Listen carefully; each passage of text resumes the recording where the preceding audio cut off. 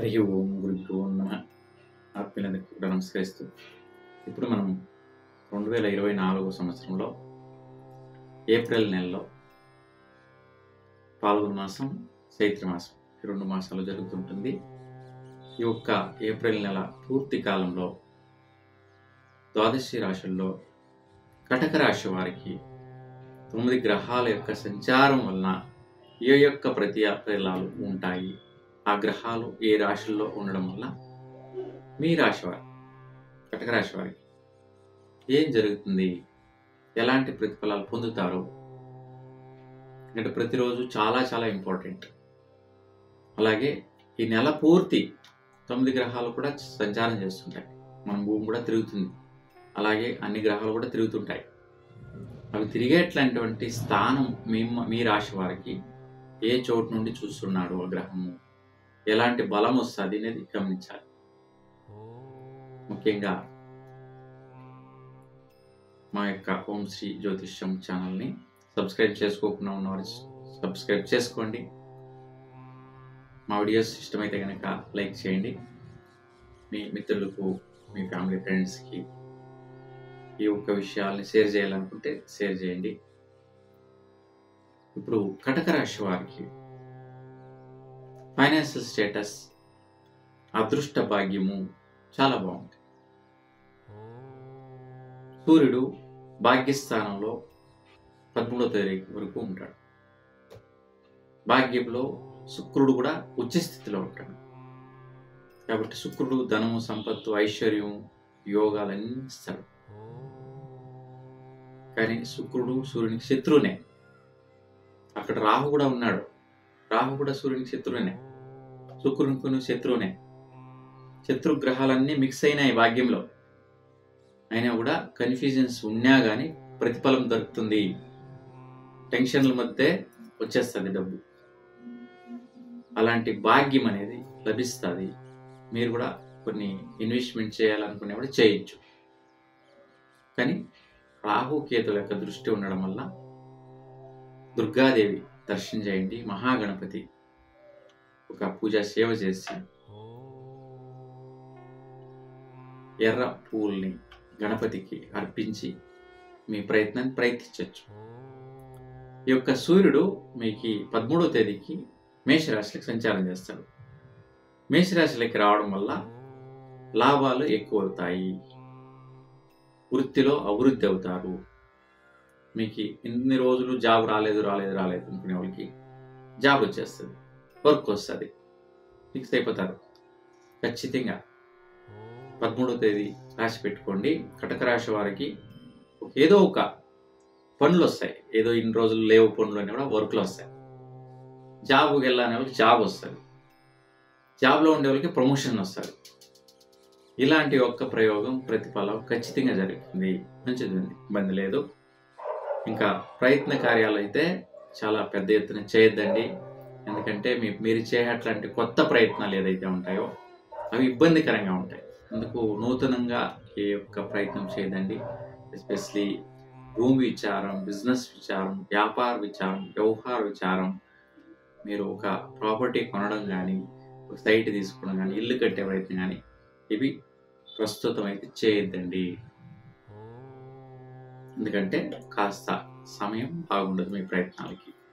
దాంట్లో కూడా మీకు 10వ తేదీ ఏప్రిల్ నుండి చాలా వరకు ఇబ్బంది ఉంటుంది. బుధుడు బాగలేదు, నిత్య దృష్టిలో చూస్తాడు, వక్ర దృష్టిలో చూస్తాడు, పాపగ్రహమై చూస్తాడు మీ ప్రయత్న స్థానాన్ని. బట్ అన్నీ కూడా రివర్స్ అవుతాయి 10వ తేదీ తర్వాత. అందుకని కొత్త ప్రయత్నాలు చేయొద్దండి. చేయాలనుకుంటే బుధుని యొక్క పర్మిషన్ తీసుకోవాలి. అంటే బుధుడు అంటే బుధగ్రహానికి ఆదిదేవుడు మహావిష్ణువు అంటే శ్రీరామచంద్రుడు కావచ్చు, శ్రీ వెంకటేశ్వర స్వామి కావచ్చు, గోవిందరాజులు కావచ్చు, వీళ్ళందరూ కూడా విష్ణు స్వరూపులు అయినటువంటి దేవాలయాలకు వెళ్ళి తులసి అష్టోత్తరం చేయించుకోండి. మీ ప్రయత్నాలు ముందువరించవచ్చు. మీ ఇంటి పట్ల అయితే చాలా వరకు భాగ్యం, మీ స్వస్థానం, ఇంటి విచారంలో ఏదో డబ్బులు వచ్చేట్లాంటిది ఉంది. ఎక్స్పెక్ట్ చేయొచ్చు, ఊహించవచ్చు, పొందొచ్చు కూడా. ఫలితం ఉంది, ఇబ్బంది లేదు. 24 తర్వాత మీకు వర్క్లో కూడా చాలా వరకు డబ్బులు వస్తాయి.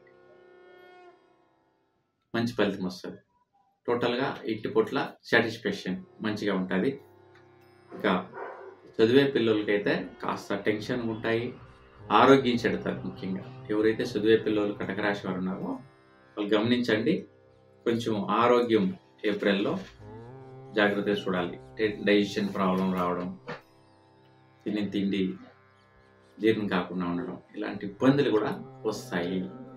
కాబట్టి కొంచెం జాగ్రత్త పడండి. శని కుజుల యొక్క పరిహారాలు చేసుకుంటే మంచి ఫలితాలు దొరుకుతాయి. ఇంకా మీ యొక్క సుఖము సంతోషం మిత్రుల నుండి మంచి ఫలితం దొరుకుతుంది. వృత్తిలో ఉండేటటువంటి స్నేహితుల వల్ల మీకు చాలా వరకు హెల్ప్ఫుల్గా ఉంటుంది.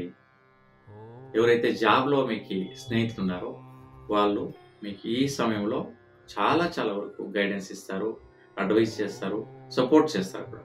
మంచిగా ఉంది, ఇబ్బంది లేదు. ఇంకా దంపతులకైతే కాస్త టెన్షన్స్, కిరికిరి, ఇబ్బందులు ఉంటాయి. ఏమి ఆరోగ్య విచారం అంటే పెళ్ళాం బాగలేదు అంటే మొగుడు చూడాలి, మొగునికి బాగలేదంటే పెళ్ళాం చూడాలి. వాళ్ళు మొగులు ఇద్దరికి కూడా సమస్యలు, ఒకరు తప్పితే ఒకరికి. ఈ నెల అఖిర వరకు కూడా ఎక్కువగా ఆరోగ్య సమస్య, చాలా జాగ్రత్త పడాలి. కాబట్టి శనేశ్వర స్వామి యొక్క టెంపుల్ ముందు నువ్వులొత్తులు వెలిగిస్తుంటారు. నువ్వులొత్తుల్ని వెలిగించేసి హడావిడిగా వెళ్ళిపోవడం కాదు. మీరు ఆ సమయంలో టెంపుల్కి వెళ్తారు, మీ ఆలోచనలంతా ఇంటిపైన ఉంటుంది. ఇంటి దగ్గర ఆవులుకి గడ్డి పెట్టాలి, నీళ్లు పెట్టాలి, మా పిల్లోడు స్కూల్కి వెళ్ళాడు, ఏడపడాడో తగిలించుకున్నాడో, ఇంట్లో పిల్లం ఏం చేస్తుందో, ఇలాంటి ఆలోచనలు గుడికి వెళ్ళినప్పుడు వస్తాయి. లేదు గుడికి వెళ్ళింటారు, భగవంతుని పూజ జరుగుతుంటుంది, గుళ్ళోని పూజారు ఆయన శాస్త్రోక్తంగా మంత్రాలు చెప్తూ పూజ చేస్తుంటాడు, వీళ్ళు మొబైల్ స్వైప్ చేసుకొని చూసుకొని ఉంటారు. అక్క పక్క చూసుకొని వీళ్ళు చేసే వీడియోలంతా ఎవరు చూస్తారు అని చెప్పని గమనిస్తుంటారు. ఇలాంటివన్నీ చూసినాం. అంటే వాళ్ళ మనస్థితి గుడికి వెళ్తే ఆడేం చేయాలని తెలియదు, యాడేం చేయాలనేది తెలియదు మొత్తానికి. అంటే అంత కన్ఫ్యూజన్స్. మొబైల్లో ఎన్ని విచారాలు ఉంటాయో దాని 100 పట్ల ఎక్కువ టెన్షన్స్, అంటే ఎక్కువ ఫ్లక్చుయేషన్స్ మైండ్స్ మీకు ఉంటాయి. కాబట్టి ప్రతి ఒక్కరు కూడా ఫ్లక్చుయేషన్స్ ఏం చేస్తారు. దాంట్లోనూ కటక రాశి వారికి మనస్థితులు చాలా సంచలనం, ఫ్రాక్షన్ ఆఫ్ సెకండ్స్ ఏమేమో ఆలోచనలు చేస్తుంటారు. కాబట్టి ఆ శనేశ్వర స్వామి టెంపుల్కి వెళ్తే ముఖ్యంగా మీరు చేయాల్సింది ఏం తెలుసా? టెంపుల్లో మీరు ఎంత పొద్దుంటారో నాకు తెలియదు, ఆ టెంపుల్ ముందర వెలిగిస్తున్నటువంటి ఒక అగ్నికుండం ఉంటుంది. అక్కడ అగ్నికుండంలో మీరు కాక వేరే వాళ్ళు ఎవరో వెలిగించేసి ఉంటారు. ఆ వెలిగించేటటువంటి నువ్వుల ఒత్తులు పొగ వస్తుంటుంది. ఆ ఒక ఓంలో వచ్చేటటువంటి ఒక స్మెల్ మీరు శ్వాసిస్తే కనుక అద్భుతమైనటువంటి రిజల్ట్ పొందుతారు. కాబట్టి అందుకే మేము కాసేపు శని మహాత్మను తెలుసుకోండి, ధ్యానించండి, కాసేపు నిలబడండి. అక్కడ ఉండరు, అక్కడ మొబైల్ ఎత్తుకొని మాట్లాడగలడం, ఎవరో పిల్లడా అక్కడ వెళ్ళడం, అక్కడ ప్రసాదం అయిపోతుంది అక్కడ వెళ్ళడం, ఇలాంటి మనస్థితులు మీకు. కాబట్టి ఆ ఒక్క ప్రసాదం కంటే ఎక్కువ బలం ఇచ్చేది ఆ పొగ. క్యాన్సర్ పేషెంట్లకు కూడా ఆ శ్వాస క్యాన్సర్ సెల్స్ని కిల్ చేస్తుంది అన్నమాట దేహంలో. మనం ఆయుర్వేదిక్ ట్రీట్మెంట్లు తీసుకుంటాం, మాత్రలు తీసుకుంటాం, ఇంజక్షన్లు తీసుకుంటాం, మెడిసిన్స్ తీసుకుంటాం. అన్నిటికంటే పవర్ అయినటువంటిది ఈ ఒక్క పొగ. చాలామంది తెలుసుకోరు, గమనించరు, ఎందుకు వెలిగిస్తున్నారనే దాన్ని గ్రహించరు. అట్లాంటి సూక్ష్మాలను గ్రహిస్తే గనక అద్భుతమైన ఆరోగ్యాన్ని పొందుతారు. భగవంతుడు అన్ని యోగాలు మనకి ఇచ్చాడు, మనం పొందలేదు. పెద్దగా హోమాలు, శాంతులు, పూజలు, వగైర్యాలు లక్షలు ఖర్చు పెట్టేసి చేస్తే మనకి డబ్బు వచ్చేస్తుంది, మంచిదైపోతుంది, ఈ ఆలోచనలు ఎక్కువ. కొంతమంది చేయకపోతే ఏమి రాదా అని కూడా ఉంటారు, దాన్ని మీ ఇష్టం. కాబట్టి ఆరోగ్యం చాలా జాగ్రత్త పడండి. ఇంకా భాగ్యం విషయం అయితే చాలా అద్భుతంగా ఉంది. శుక్రుడు భాగ్యంలోనే ఉంటాడు. మీరు చాలా అదృష్టవంతులు. ఈ సమయంలో మంచి డబ్బులు పొందుతారు. ఇంకా వృత్తిలో కూడా అభివృద్ధి జరుగుతుంది. ఖర్చులు విచారం కూడా మంచి విచారాలకి ఖర్చులు పెట్టేట్లాంటి యోగం నెల పూర్తిగా ఉంది. సో కొన్ని వ్యయాంశాలు వస్తాయి 10వ తేదీ తర్వాత, అక్కర్లేకుండా కొన్ని ఖర్చులు పెట్టేయండి. ಯಾವುದೋ వ్యవహారం పైన ఇన్వెస్ట్ చేయడం.